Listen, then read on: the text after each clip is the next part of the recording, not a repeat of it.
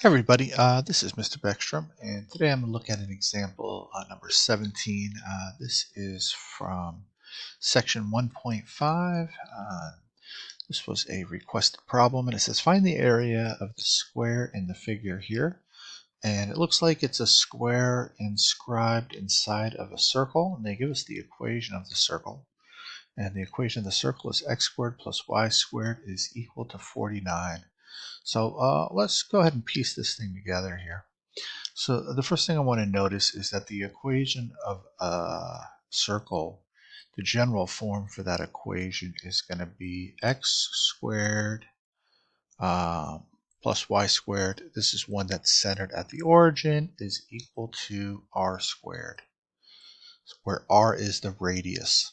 So if I put this equation here in that form, I'm going to get x squared plus y squared is equal to, and I write 49 as some number squared that's going to be equal to 7 squared.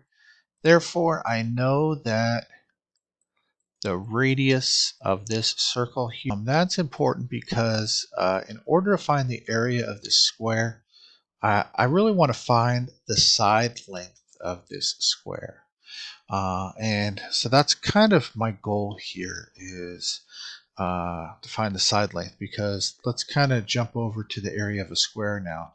The area of a square is equal to what? The side length of a square squared, right? So you take a side length and you square it. So I'm really trying to figure out what is the length of this side right here.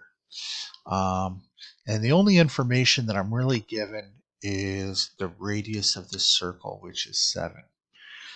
So how can I find the side length given this radius here? Well, fortunately, we're taking trigonometry, right? We're dealing a lot with triangles. So hopefully I can see that I have a nice triangle right here, right? So let's kind of blow that triangle up here. We have this nice triangle right there. And that's that one right there. Looks like it's, we have a hypotenuse of 7. We have the right angle right here. And also notice that this triangle here is going to be an isosceles triangle, right? Because this side and this side, they're both going to be the same length.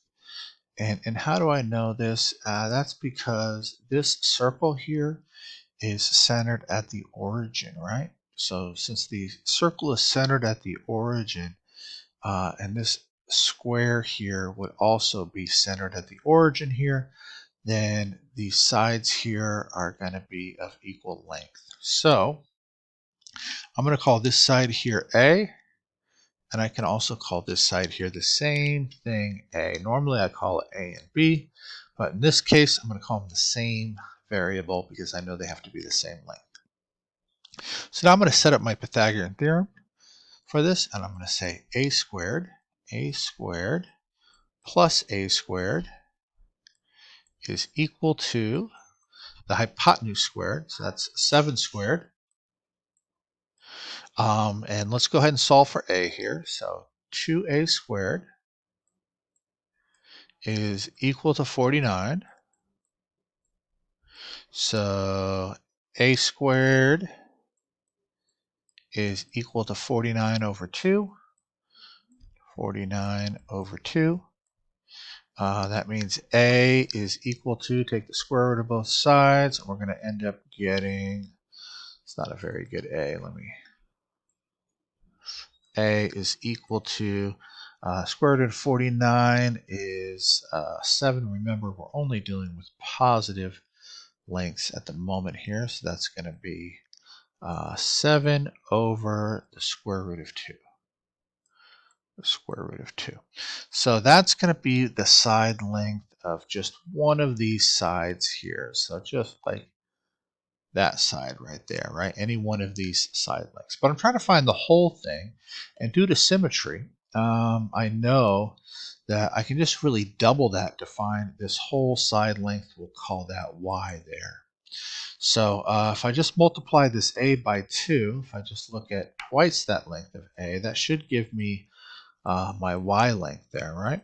and that's just going to be 2 times that. So 2 times 7 over the square root of 2 here, just doubling that length.